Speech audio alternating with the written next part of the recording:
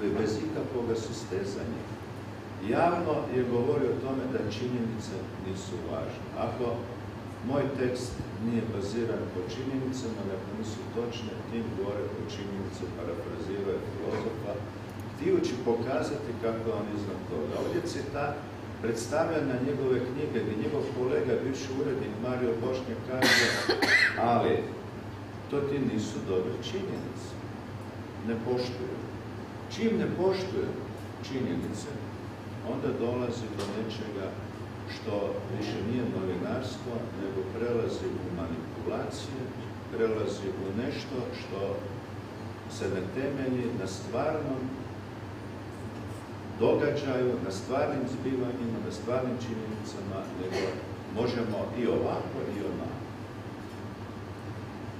Naši medijski napisi, nažalost, vrve netočne činjenice.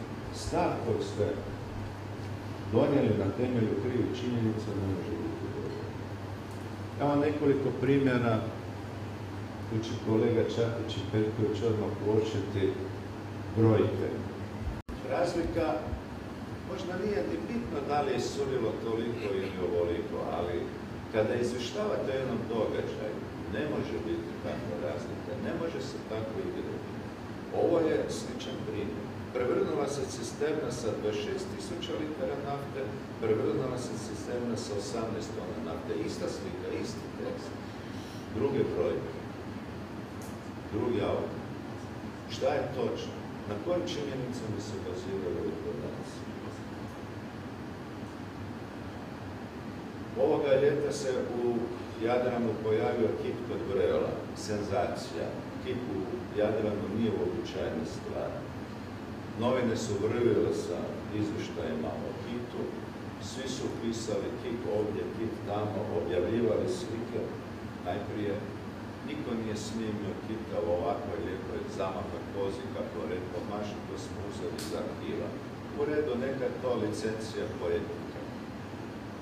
Evo i očevica koji kaže, vidio sam kita 10 metara dugo. Mi znamo samo nešto o tome.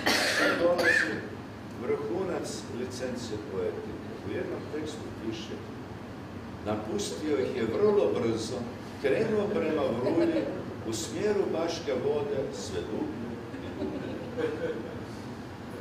Ovo su Brela, Vrulja su u pravcu Splita. Kolega Mislav zna vrlo dobro kako je to lijepa uvala. Mi koji putujemo autom, tamo skrećemo za Zagvozd. Baška je u posve drugom smjeru. Prema tome, ako se krenuo prema Vrulji u smjeru Baške Vode, tu nešto sa stranama svijeta ne štima.